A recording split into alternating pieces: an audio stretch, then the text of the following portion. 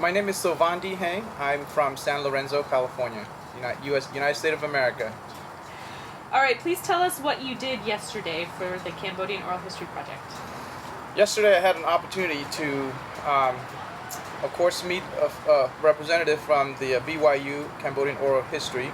Wonderful people, Michael and Allison. And the director, Dana, was also present. Even more special, I have a chance to have a dialogue with my mother, who is currently 91 years old, and learn a little bit about her.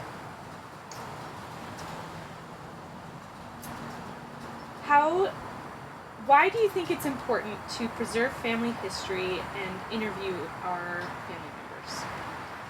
I think it's critically important, especially for the Cambodian families. Reason being is because Cambodia, as some of you may have known, if you read about the history, and especially if you're born into the Cambodian family, there is little to none history being written, generally, and then let alone family history.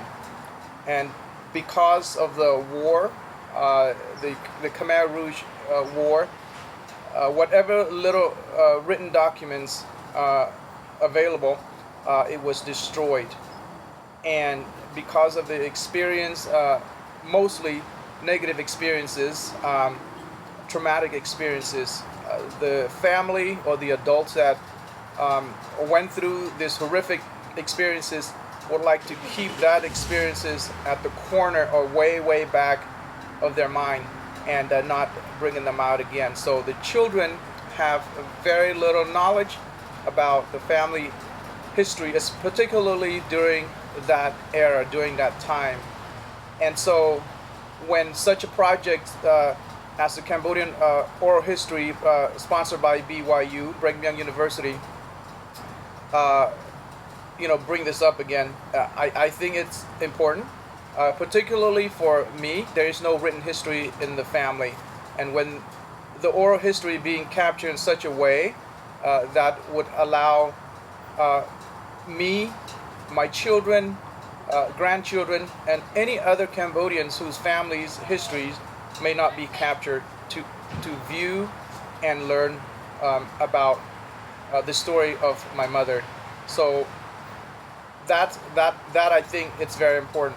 And Cambodians are known for not recording history in general. We don't write journals.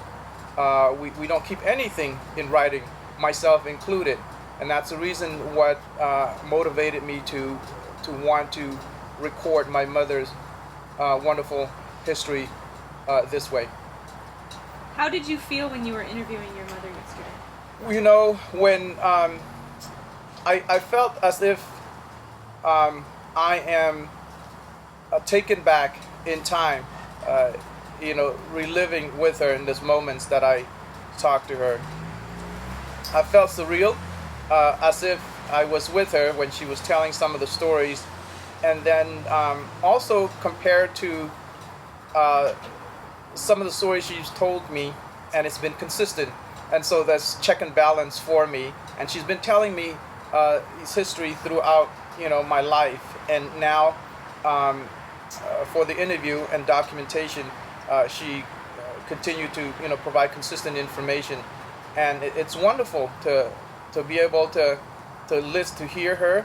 And I think even more wonderful is to have some of her children and grandchildren be surrounded, because when she told me these stories, I'm often found myself alone, either on the phone on my way to work, or spending time with her on a Friday afternoon having lunch, and she tells me, and I come and tell the family, which, as you know, may change, and now they get to hear firsthand.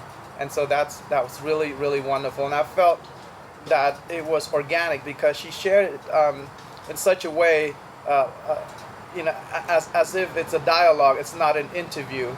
And so I was really impressed. What do you hope your kids and grandkids will learn from your mother's interview? I hope they would listen to the message that she shared. Number one, her experiences and her determination to be encouraged to live life to the fullest, to love, especially family members, and to protect and to ensure that the health and safeties are met.